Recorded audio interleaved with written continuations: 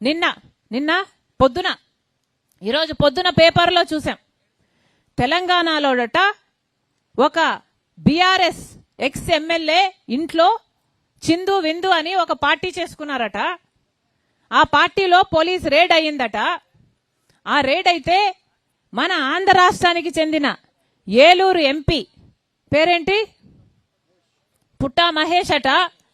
పుట్టా మహేష్ అనేవాడు కూడా ఆ పార్టీలో డ్రగ్స్ తీసుకుంటున్నాడట. డ్రగ్స్ ని ఆ పార్టీని వీళ్ళు రేడ్ చేసినందుకు వీళ్ళందరూ కలిసి పోలీసుల మీద కాల్పులు కూడా జరిపారట. అయినా సరే పోలీసులు వీళ్ళందరినీ అరెస్ట్ చేసి డ్రగ్ టెస్ట్ చేపిస్తే ఈ పుట్టా మహేష్ అనే ఏలూరు ఎంపీ కొకేన్ పాజిటివ్ గా టెస్ట్ అయిందట.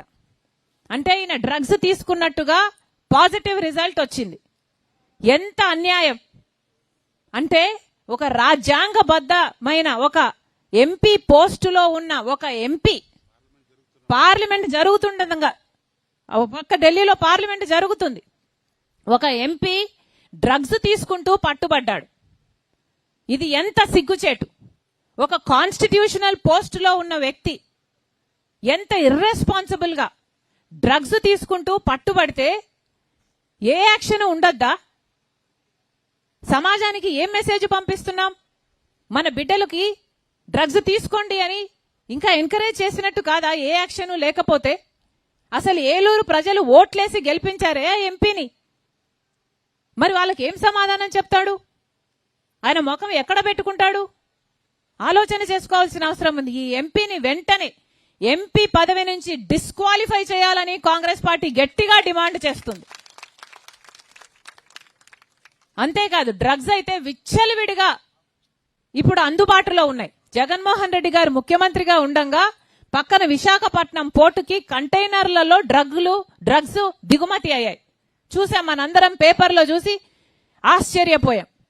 చంద్రబాబు గారు చెప్పిన మాటేమో, డ్రగ్స్ మీద మేము డేగా కన్నుతో పరిశీలన చేస్తాం, డ్రగ్స్ ని పూర్తిగా అరికట్టాం, ఉక్కుపాదం మోపుతాం, డ్రగ్స్ రహిత ఆంధ్ర రాష్ట్రాన్ని చేస్తాం అని పెద్ద పెద్ద మాటలు చెప్పాడు చంద్రబాబు గారు.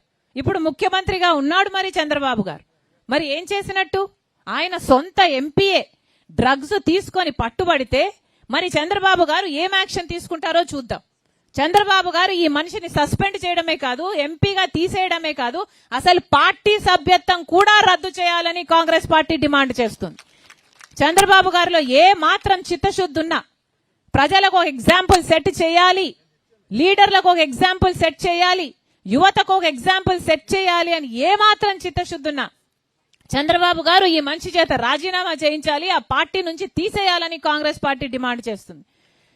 నాయకులు బాగుంటేనే ప్రజలు బాగుపడతారు. నాయకులు బాగలేకపోతే, వాళ్ళలో చిత్తశుద్ధి లేకపోతే ప్రజలు ఎప్పటికీ బాగుపడరు. అందుకే చెప్తున్నాం, ఇన్ని సమస్యలు ఉన్నాయి. ఈ సమస్యలు అన్నిటి మీద కొట్లాడాల్సిన అవసరం ఉంది. రాజశేఖర రెడ్డి బిడ్డగా నేను నిలబడతా, నేను కొట్లాడతా. కానీ నేను ఒక్కదానే కొట్లాడితే సరిపోదు.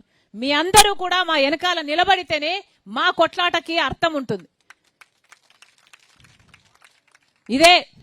ఇదే హస్తం గుర్తు మీద మీరు ఓటేస్తే రాజశేఖర రెడ్డి గారు ముఖ్యమంత్రి అయ్యారు. కాంగ్రెస్ పార్టీ నాయకుడు రాజశేఖర రెడ్డి గారు. ఈ హస్తం గుర్తు మీద మీరు ఓటేస్తేనే రాజశేఖర రెడ్డి గారు అన్ని అద్భుతమైన పథకాలు చేయగలిగారు.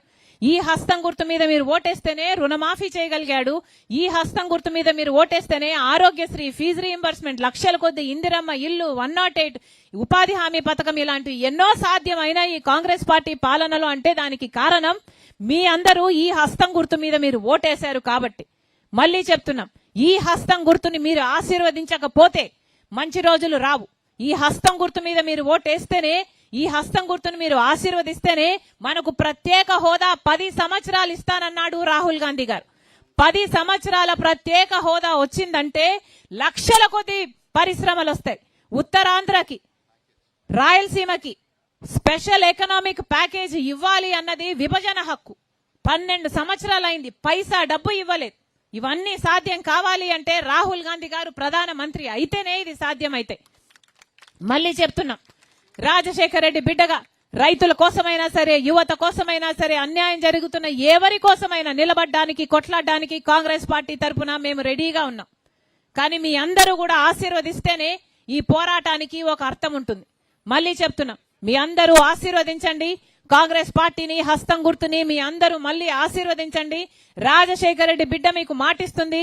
ఎలాగైతే రాజశేఖర రెడ్డి గారు ఆ సుపరిపాలన, సంక్షేమ పరిపాలన అందించాడో మళ్ళీ ఆ సుపరిపాలన రాజశేఖర రెడ్డి బిడ్డ మీ చేతుల్లో పెడతానని మేము మీకు మాటిచ్చి చెప్తున్నాం.